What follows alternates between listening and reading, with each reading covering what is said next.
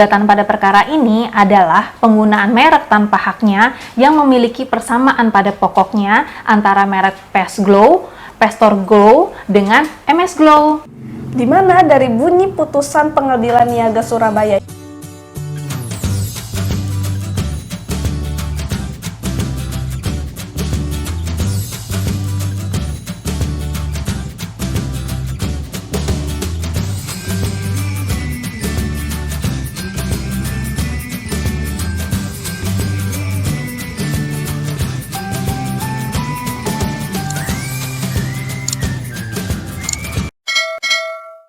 Hai Sobat Rensmark, kembali lagi dengan Rensmark Konsultan HKI di sini.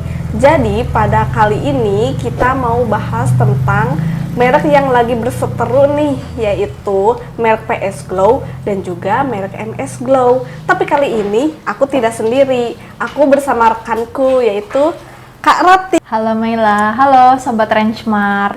Perkenalkan, namaku Ratih. Senang sekali pada kesempatan kali ini aku bisa bareng Mela ngobrol-ngobrol tentang kasus yang sedang ramai diperbincangkan, yaitu sengketa merek antara PS Glow, PS Store Glow versus MS Glow. Sobat Rensmark, kenapa sih ketiga merek ini bisa sampai berseteru sampai ke pengadilan? Kita mulai dari mana dulu nih Kak? Kita mulai dari pokok perkaranya dulu aja ya. Oke. Jadi, para pihak di sengketa merek di PN Surabaya ini adalah penggugatnya, yaitu PT Pestor Glow Bersinar Indonesia, dan tergugatnya adalah tergugat 1 PT Kosmetika Global Indonesia, tergugat 2 PT Kosmetika Cantik Indonesia, tergugat 3 tergugat 4 Sandi Purnamasari, tergugat 5 Titis Indah Wahyu Agustin, dan tergugat 6 Sheila Martalia.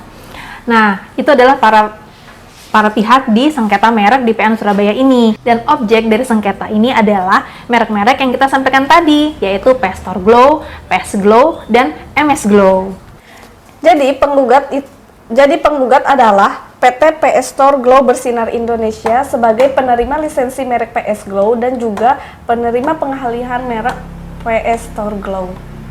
Dan para tergugat adalah pengguna merek MS Glow. Jadi, objek gugatan pada perkara ini adalah penggunaan merek tanpa haknya yang memiliki persamaan pada pokoknya antara merek PS Glow, Pestor Glow dengan MS Glow. Di mana dari bunyi putusan Pengadilan Niaga Surabaya ini adalah yang pertama mengabulkan gugatan penggugat untuk sebagian.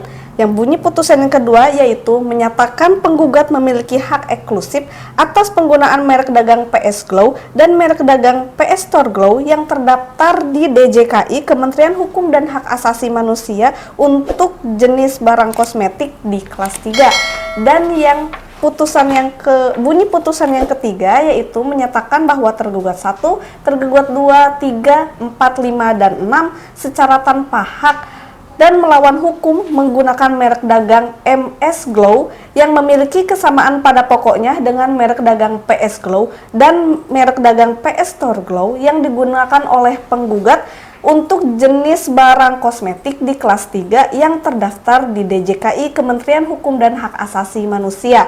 Dan yang keempat adalah menghukum tergugat 1, tergugat 2, 3, 4, 5, dan 6 secara tanggung renteng membayar ganti rugi kepada penggugat sebesar Rp37.990.726.332 secara tunai dan seketika.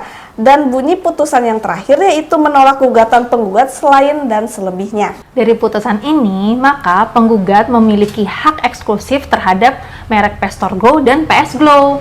Berdasarkan putusan yang ketiga, para tergugat, yaitu tergugat 1, 2, 3, 4, 5, dan 6, ternyata secara tanpa hak dan melawan hukum menggunakan merek MS Glow yang memiliki persamaan pada pokoknya dengan merek Pestor Glow dan PS Glow. Nah, jadi Sobat Rensmark, berdasarkan hasil penelusuran PDKI yang kami lakukan, bahwa merek yang didaftarkan oleh para tergugat di PDKI adalah merek MS Glow,